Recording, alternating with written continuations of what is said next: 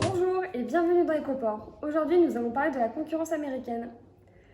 D'après la récente révision des perspectives de marché proposées par les experts de l'USDA, l'offre de port restera forte et les exportations élevées sur le marché américain dans les prochains mois. Au cours du second trimestre, la crise de Covid-19 a fortement impacté le secteur de l'abattage aux États-Unis. Les fermetures successives des outils américains ont empêché les producteurs de vendre leurs porcs.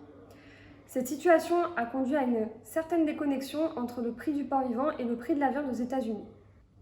Sous pression, certains éleveurs ont dû recourir à des euthanasies de porcelets ou encore des avortements de truies.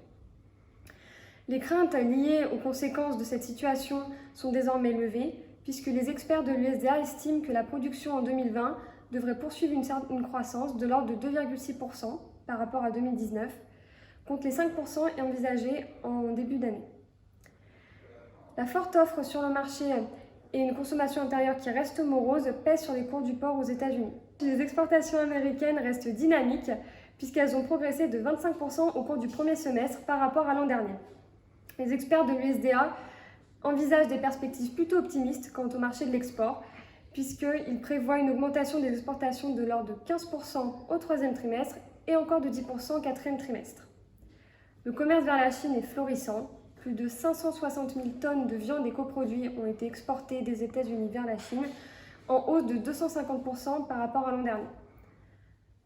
Les exportations américaines vers d'autres destinations telles que le Mexique, le Japon ou encore la Corée du Sud évoluent de manière plus nuancée. On a observé des baisses au cours des mois de avril et juin, et ces baisses sont actuellement rattrapées.